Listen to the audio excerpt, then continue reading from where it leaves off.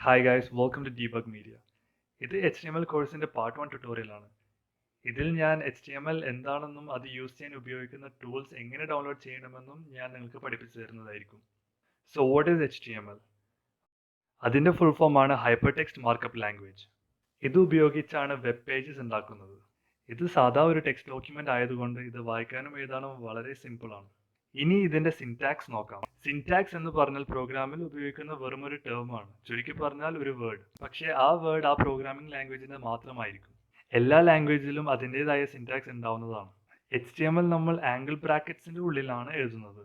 ഈ ബ്രാക്കറ്റ്സിനെ HTML tag എന്നും elements എന്നും പറയും. HTML ഓപ്പണിംഗ് ടാഗ് ഉണ്ട്, ക്ലോസിംഗ് ടാഗ് ഉണ്ട്. ഓപ്പണിംഗ് ടാഗ് ഇട്ട് കഴിഞ്ഞാൽ എന്തായാലും അത് ക്ലോസ് ചെയ്തേ പറ്റൂ. അതിന് നമ്മൾ ക്ലോസിംഗ് ടാഗ് ഉപയോഗിക്കും.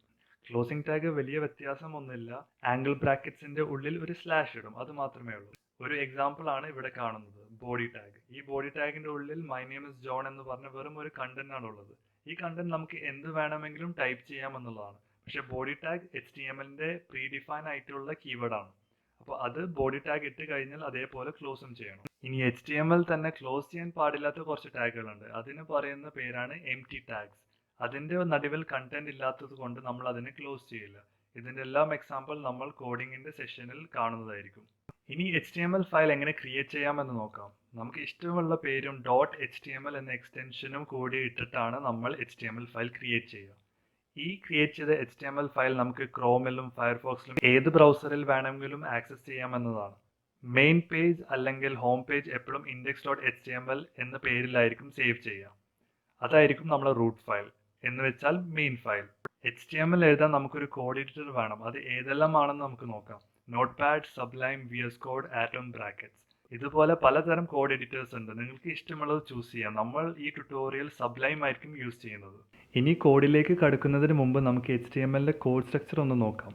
ഫസ്റ്റ് കാണുന്നതാണ് ഡോക് ടൈപ്പ് HTML. അത് വേറെ ഒന്നുമല്ല, അത് ജസ്റ്റ് ബ്രൗസറിനോട് നമ്മൾ ഇത് HTML ഡോക്യുമെന്റ് ആണ് എന്ന് പറയാൻ വേണ്ടിയിട്ടുള്ള ഒരു കീവേഡ് ആണ്. പണ്ടൊക്കെ നമ്മൾ ഡോക് ടൈപ്പിന്റെ ഒപ്പം HTML 4.1, 3.1 എന്നൊക്കെ വേർഷൻ എഴുതേണ്ടതായിരുന്നു. പക്ഷെ ഇപ്പോൾ നമ്മൾ ജസ്റ്റ് ഡോക് ടൈപ്പ് HTML എഴുതി കഴിഞ്ഞാൽ ബ്രൗസർ തന്നെ അതിന്റെ ലേറ്റസ്റ്റ് വേർഷൻ എടുത്തിട്ടായിരിക്കും ഡിസ്പ്ലേ ചെയ്യുക. അടുത്തതാണ് HTML ടാഗ്. അതിനെ കുറിച്ച് അധികം പറയാനില്ല. അത് ജസ്റ്റ് ഒരു റാപ്പർ ആണ്. റാപ്പർ എന്ന് വെച്ചാൽ ജസ്റ്റ് ഒരു കണ്ടെയ്നർ. അതിന്റെ ഉള്ളിലായിരിക്കും നമ്മൾ ഫുൾ HTML കോഡ് എഴുതുന്നത്. അതിന് ഇതേപോലെ സ്റ്റാർട്ടിംഗ് ടാഗ് ഉണ്ട്, എൻഡിങ് ടാഗ് ഉണ്ട്. അപ്പോൾ എന്ത് കണ്ടന്റ് ഉള്ള സാധനത്തിനും ഒരു സ്റ്റാർട്ടിംഗ് ടാഗ് ഉണ്ടാവും, എൻഡിങ് ടാഗ് ഉണ്ടാവും. അതിന്റെ ഉള്ളിൽ വരുന്ന രണ്ട് മെയിൻ ടാഗുകളാണ് ഹെഡ് ടാഗും ബോഡി ടാഗും. ഹെഡ് ടാഗിന്റെ ഉള്ളിൽ നമ്മളെ ബ്രൗസറിന് ബന്ധപ്പെട്ട കാര്യങ്ങളായിരിക്കും ഉള്ളത്.